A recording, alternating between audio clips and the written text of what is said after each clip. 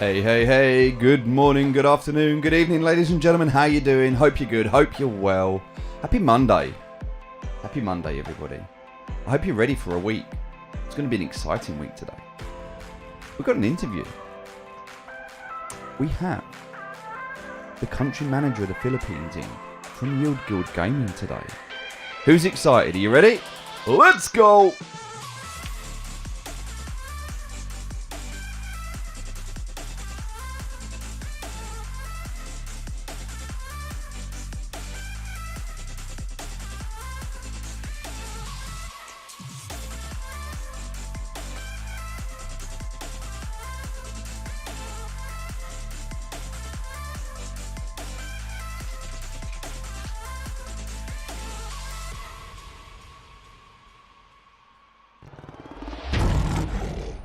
How you doing, ladies and gentlemen? How you doing? Hope you're good. Hope you're well. Good morning. Good morning. Good afternoon. Good evening. Wherever it is you are in the world. If you're in the Philippines, which most of you are, happy Monday. Good evening. It's been quite an interesting weekend. We've had some stuff going on. In fact, I'm just going to jump straight over here to the screen so I can talk to you. Let me just change this camera over. Hello, hello. I hope you're good. So we have been trying to work through over the weekend and this morning our payment processor. We've had some, quite frankly, nightmares this week trying to get payments into crypto. And as many of you know, in certain countries, there's challenges right now with banking systems. Getting money in and out of crypto can be a challenge. And so, yeah, we've had some challenges with that. Hey, Ayn, you're saying the mic's bad. Let me just see if I can fix that.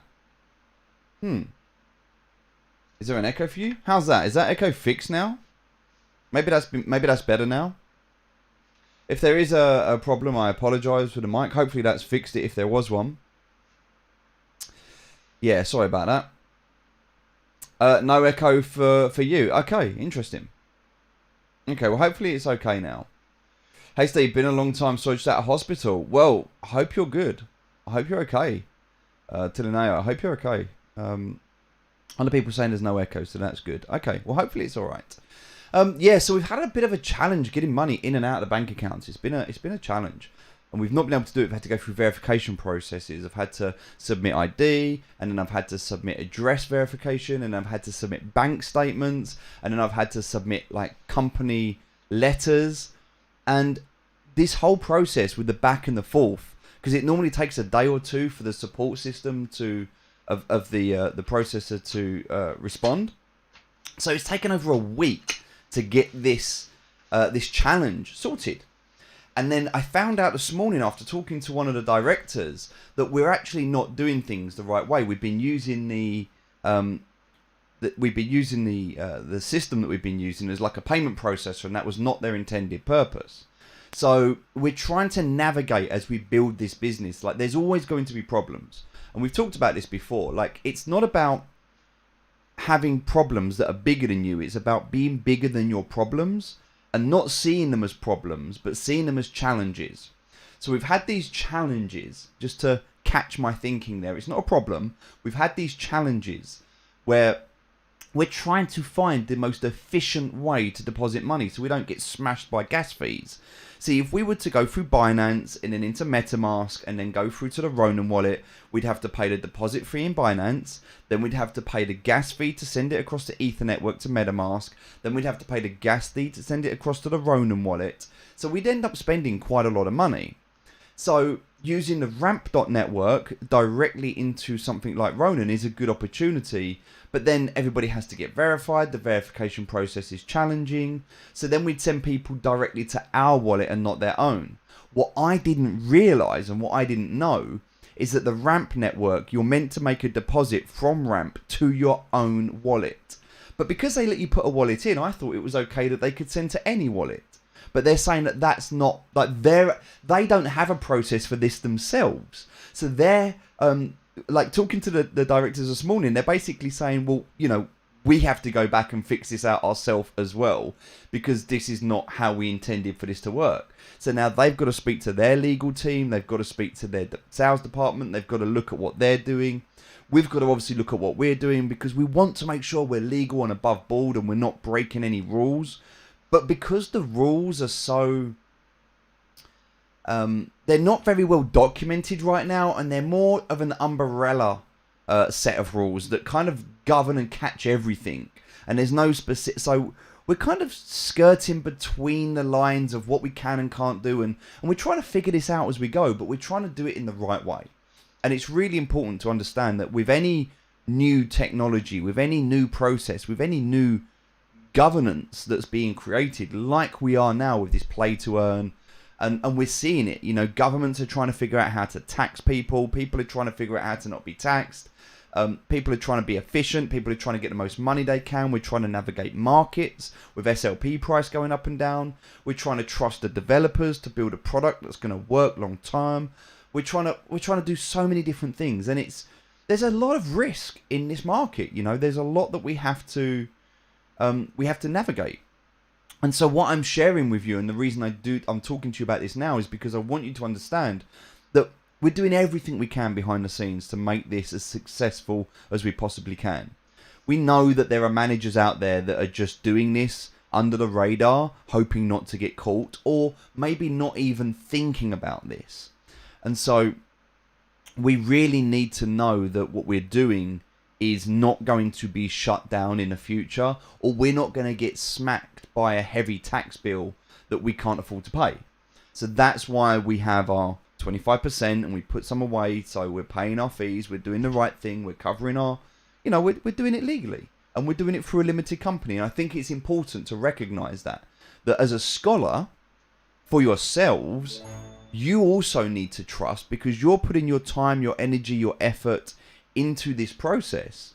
So you need to know that the scholarship or the manager or the owner that you choose, because there is a choice, you do have a choice, but you know, as much as we need to trust our scholars are not going to multi-account and are going to do things efficiently and effectively, you also need to trust that we're going to be able to pay you at the end of the month or the end of the 2 weeks. So that's why we're going through all of these processes now, and it's been a lot of work.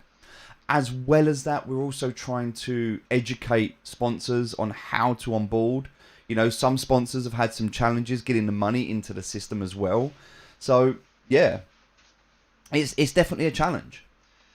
And Aaron, you're right. Tax evasion has one of the most scary penalties. You're right. And there's a big difference between tax evasion and tax avoidance. And no one's trying to evade paying tax. Like we're paying tax. But there's a big difference, and you need to understand the difference between paying what you need to pay and paying more than you need to pay.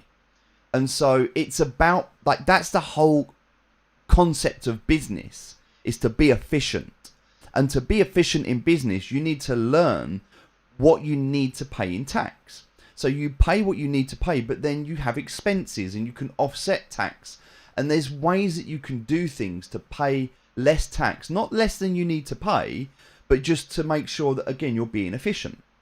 So we're trying to make sure that with wages, we're trying to make sure that with cost, with services, with everything else that's happening, that we're being as efficient as we possibly can to give everybody as much as we possibly can. You know, we want to be profitable, but we want everybody else to be profitable as well. And that's why we have the model that we have. It's an efficient model that's profitable for everybody. It is a true win-win situation. But it does take a lot of very complicated, late night, intelligent thought processes that have to be combined in a certain order to make this work. It is not just a case of, I'm going to buy some Axie and give them to scholars. Like, it just doesn't work like that. There's a lot of red tape. There's a lot of politics, there's a lot of efficiency that has to be considered to make this work in line with everything that it needs to work with. So we're doing it behind the scenes. We're working through a lot of this. So people turn around to me and say, "Oh, I'm gonna become an Axie manager because, you know, I'm gonna make some money," and I'm like, "Good luck." Like, I don't think anybody wants to go out there and be an Axie owner. once they see the admin required behind the scenes. It's like going to a concert, right? You go to a concert and you're in front of the stage and everything looks incredible. Everything looks amazing.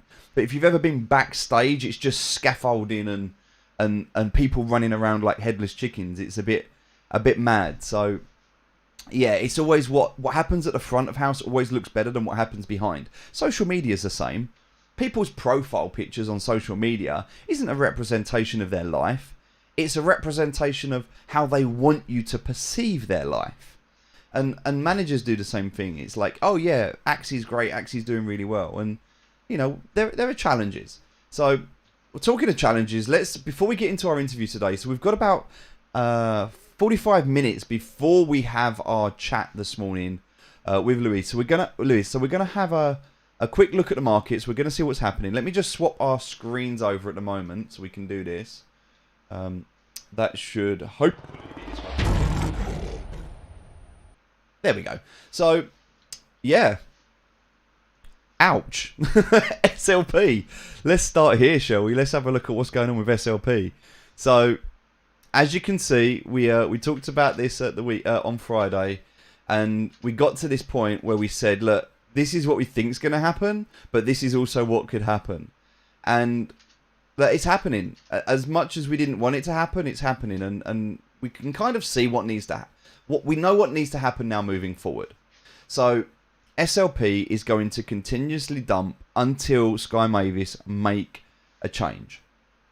And so we're expecting, we're going to hit 6 cents. There's no doubt about it. We're gonna hit 6 cents. So I've been buying all the way down. I bought in at 14 cents, I bought in at 11 cents, I bought in at 8 cents, and I'm buying in at 6 cents. I'm buying all the way down here because I'm expecting this to come back up. I will see this. We will see a 20 cent SLP. It will happen. I have no doubt whatsoever. I know what's coming. I know it's going to happen. I don't know when. But I feel at the moment what's going to happen right now is we're going to see this. We're going to see this bounce down to this 6 cent. This 8 cent was a hard support. This was a very hard support. So to have broken this is, we don't have anything below this. Like below this, it's just GG. Like there's nothing else stopping this going to nothing. Like if it drops below 6 cents, we're looking at sub 1 cent. So we're going into sort of decimalization beyond, like below 1 cent. So to me, this is the next floor.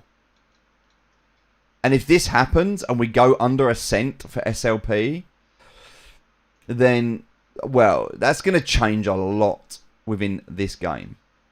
And this is where we're going to go into what can only be considered as winter. And we're really going to test the people that have come into Axie for quick gains